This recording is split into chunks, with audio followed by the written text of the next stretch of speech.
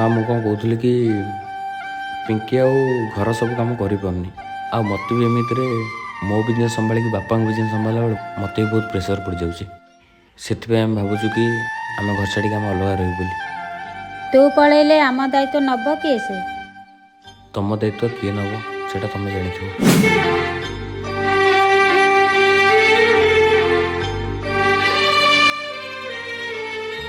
माँ भाई पढ़ला बोली तू मन खराब करछु। तमें मन खराब कर तुम पाखे मु अच्छी।